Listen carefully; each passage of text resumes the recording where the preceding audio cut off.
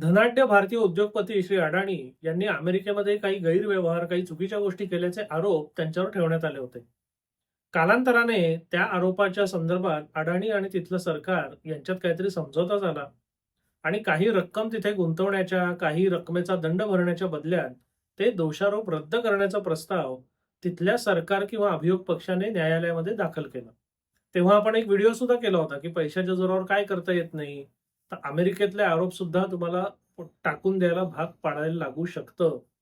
पण या कहाणीला आता एक नवीन वळण किंवा नवीन ट्विस्ट मिळालेला आहे. कारण हा प्रस्ताव ज्या न्यायालयामध्ये दाखल करण्यात आला, त्या न्यायालयाने तो थेट मान्य न करता त्याच्यावर खुलासा मागवलेला आहे. आणि हा जो सगळा आदेश आहे, तो न्यायपालिकेचा ताठ कणा पुन्हा एकदा प्रतीत करणारा आदेश आहे. या आदेशातला महत्वाचा भाग आपण आता वाचून बघूया. निकोलस जी गॅरोफिस असं तिकडच्या न्यायाधीशांचं नाव आहे, जे जिल्हा न्यायाधीश आहेत, मला वाटतं न्यूयॉर्क मधले. सर्व प्रतिवादींवरील दोषारोप पत्र पूर्वग्रह विरहित रद्द करण्याच्या प्रत्येक कारणाची माहिती न्यायालयाला देण्याचे निर्देश न्यायालयाच्या 26 जून 2026च्या मेमोरंडम अँड ऑर्डरला प्रतिसाद देणारे पत्र न्यायालयाला प्राप्त झालेले आहे. आपल्या पत्रात त्यांनी नमूद केलं आहे की येथील आरोप रद्द करण्याची मागणी करण्याचा अंतिम आणि एकमेव निर्णय घेणारे ते स्वतः होते. विभागाच्या ज्या आत्ताच्या किंवा माजी वकिलांनी अनैतिकपणे या बातम्या पसरवल्या आहेत, त्यांनी असा संशय निर्माण केला आहे की मी आरोप रद्द करण्याची मागणी काही अंशी त्या प्रतिवादींनी युनायटेड स्टेट्समध्ये पैसे गुंतवण्याच्या आश्वासनामुळे केली, हे असत्य आहे. प्रलंबित दोषारोप पत्रामुळे प्रतिवादींना 18 महिन्यांपासून युनायटेड स्टेट्स आणि येथील वित्तीय व्यवस्थेपासून प्रभावीपणे दूर ठेवण्यात आले आहे आणि मागील प्रशासनाने या दोषारोप पत्राद्वारे जाहीरपणे बदनामी करण्यापूर्वीच त्यांनी युनायटेड स्टेट्समध्ये गुंतवणूक करण्याची इच्छा जाहीर आणि स्पष्टपणे व्यक्त केली होती. परंतु पुन्हा सांगतो, अशा घटकाचा विचार पूर्णपणे वाजवी असला तरी सिक्युरिटीजचे आरोप रद्द करण्याचा निर्णय मी आधीच घेतला होता. त्यानुसार संभाव्य गुंतवणुकीच्या उल्लेखाची यात कोणतीही भूमिका असणं शक्य नव्हतं.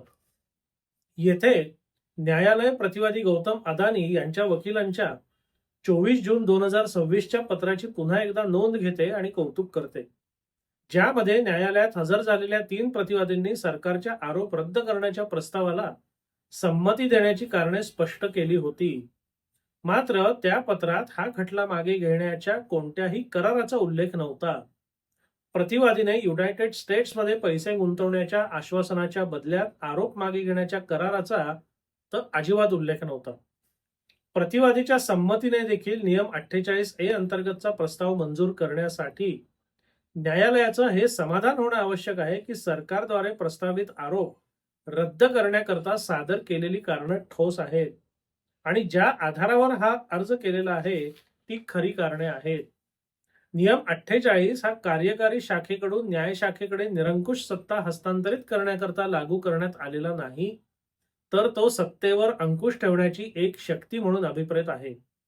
परिणामी नियम 48A अंतर्गत आपल्या जबाबदाऱ्या पूर्ण करण्याकरता आणि दोषारोप पत्र रद्द करण्याच्या संदर्भात असा कोणताही करार अस्तित्वात नाही, याबद्दल स्वतःची खात्री करून घेण्याकरता न्यायालय प्रतिवादी गौतम अदानी यांना बुधवार 15 जुलै 2026 पूर्वी शपथपत्राद्वारे खालील प्रश्नांची उत्तरे देण्याचे निर्देश देत आहे.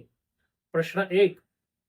दोषारोप पत्र रद्द करण्याच्या संदर्भात कोणाकडूनही कोणत्याही गोष्टीचे आश्वासन दिले गेले, ऑफर दिली गेली, मागणी केली गेली, प्राप्त झाली, सहमती झाली किंवा स्वीकारली गेली याबद्दल तुम्हाला काही माहिती आहे का?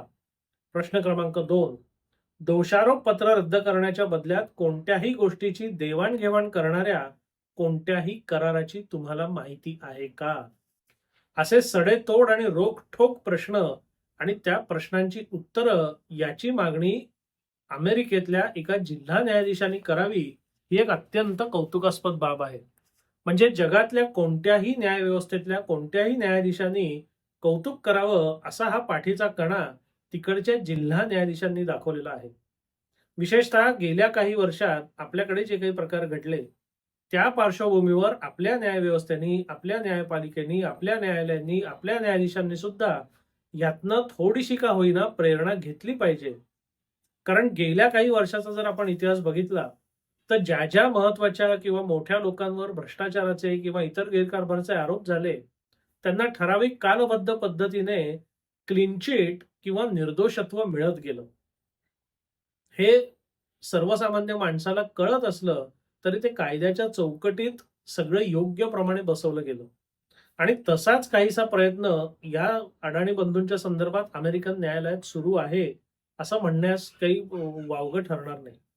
पण हा प्रयत्न चालू असताना मूकपणे त्याच्यासमोर मान तुकवण्याऐवजी तिकडच्या जिल्हा न्यायाधीशांनी हे नक्की काय चालू आहे, हे तुम्ही आमच्यासमोर एक करताय आणि पडद्यामागे वेगळंच काही आहे, असं आहे का? कोणती तरी गोष्ट करण्याच्या बदल्यात तुम्ही त्यांचे दोषारोपपत्र रद्द करताय का? आणि ह्या गोष्टीचा खुलासा त्यांनी त्या प्रकरणातले आरोपी अडाणी यांच्याकडनं सुद्धा मागितलेला आहे. आणि जिल्हा न्यायाधीशाच्या पातळीवरच्या एका न्यायाधीशांनी हा जगातल्या धनाढ्य व्यक्तीसमोर असं ताठपणाने उभं राहावं, हे निश्चितपणे कौतुकास्पद आहे. आणि जेव्हा असे ताठकणा असलेले लोक आपल्या व्यवस्थेमध्ये असतील, तेव्हाच आपल्याकडे न्यायाचं किंवा कायद्याचं राज्य येऊ शकतं. कारण पैशाची किंवा संपत्तीची किंमत तोवरच असते, जोवर समोरचा माणूस विकला जाणारा आहे. समोरचा माणूस जर विकला जाणारा नसेल, तर तुमच्या सगळ्या संपत्ती, तुमच्या सगळ्या पैशांची किंमत आपोआप शून्य होते. तिथे पैशाची ताकद, पैशाचा माज, पैशाची सत्ता काहीही चालू शकत नाही.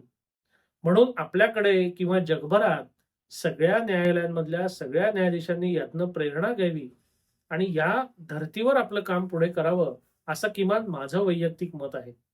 या बाबतीत तुम्हाला काय वाटतं? हा विषय तुम्हाला कसा वाटला? अवश्य कळवा. धन्यवाद.